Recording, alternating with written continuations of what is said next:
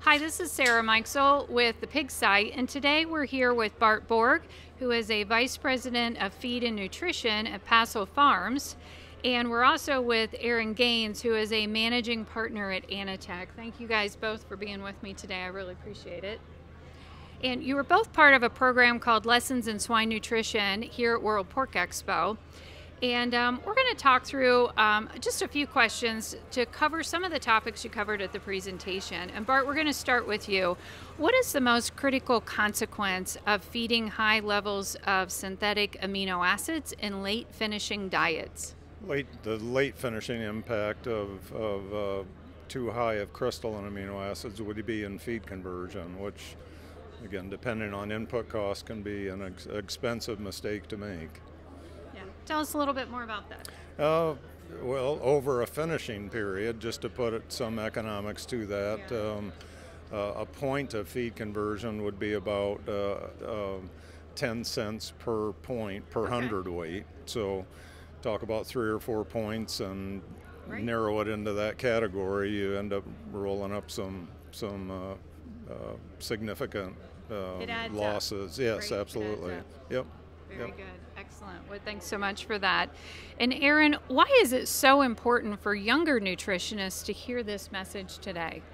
Well, for the younger nutritionists, I think it's important to hear the message because they're taught to formulate to a minimum essential amino acid ratio, but they also got to be mindful of not getting too aggressive with synthetic amino acids, even though they're meeting the essential amino acid ratio. Because what we find is we get too aggressive, particularly in the late finishing pig, we can lose growth performance and/or feed conversion, as Bart mentioned.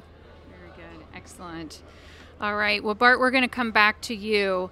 How should practical diet formulation be handled to avoid feeding high levels of synthetic amino acid levels that could compromise growth and profit? A number of different ways that could be managed, but the way that I would do it would be to put a maximum amount of a lysine, let's say, on the formulation itself. So 6 pounds limiting, and then the program itself will look for the other sources of lysine, and in this case watching soy come into the picture to supply that additional lysine. Very good. And in your current position as VP of Nutrition at Paso Farms, is your objective to maximize profit or achieve least costs? And how does this compare to your goals in your previous position on the feed supplier side of the business?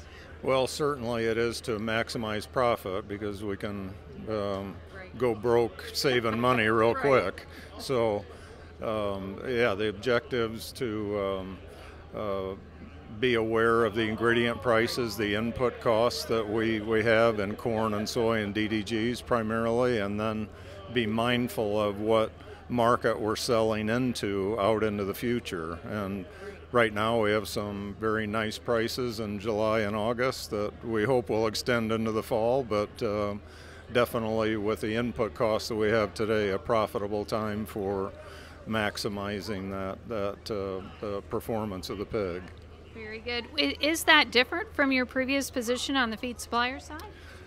Well, it can be. I think it's important that in feed sales or technical service that I was doing, that you're reading the customer, and in some cases people just want the absolute cheapest, and they're not worried about or don't want to think about performance aspects, but it obviously, if you're in pork production in the long run, you need to be making some money. So you can formulate diets to make them look really cheap, or you can present the whole picture. My strategy was to present both and hope to be able to convince the producer to be in the profit side of the equation. Very good. Excellent. Well, thanks so much. And Aaron, switching over to you, some might consider this data to be a little old. Is there any reason to think that the barrier to high synthetic lysine use in early to late finishing has been resolved? Well, USB actually sponsored a study. The trial was done at the Mashos in cooperation with Kansas State University and the University of Missouri. and they looked at minimum soy levels in corn soy diets and corn soy distillers diets in both the grower and finishing phase. And what they found was that there still is a minimum amount of soybean meal required in the grower diet and the finishing diet. And in the finishing diet, that minimum soy is still more important. I mean, it's very detrimental if you get too high in synthetic amino acids and don't have some minimum soybean meal level in the diet, regardless of diet type, whether it's a corn soy diet or a corn soy distillers diet. In a corn soy diet, that minimum is higher than in a corn soy distillers diet, so you can feed a little bit more aggressive perhaps in a distillers based diet than you can a corn soy diet. Very good. Excellent. What's the current hypothesis on why high levels of synthetic amino acids cannot be fed to late finishing pigs? Well, Dr. Boyd covered this earlier today here at the Pork Expo, talking about maybe essential amino acids that we don't understand very well, or maybe even non-essential amino acids. And from the study he presented, that doesn't appear to be the case. And so then you start thinking about what's unique about soybean meal. And we know soybean meal has a lot of functional compounds in it, whether it's isoflavones, saponins, or maybe some of the peptides that get broke down by the pig. But it looks like there's something unique about soy where we have to keep some minimal level of soybean meal in the diet for the pigs. So I think that's an area of research that we need to understand better, is what is unique about soybean meal as an ingredient. Got it. More research needed there.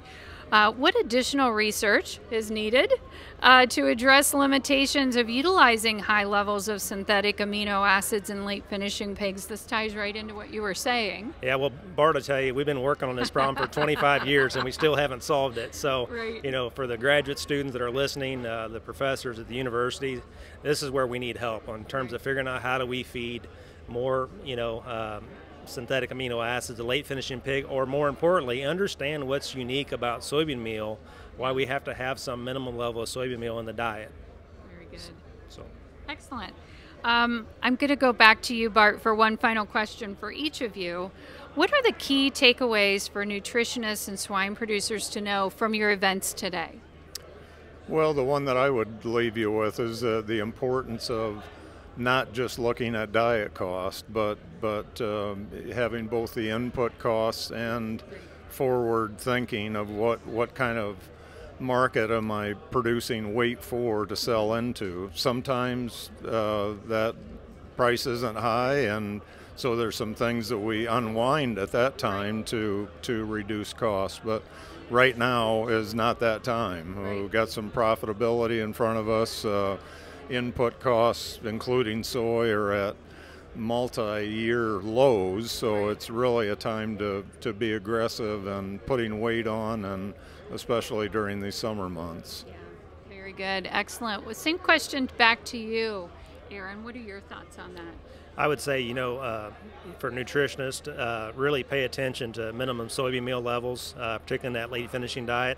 Essential amino acid ratios are important, but we also got to be mindful of minimum soybean meal levels in those diets as well, particularly in that late finishing pig.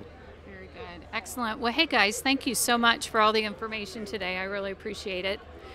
This is Sarah Mikesell with the Pig Site.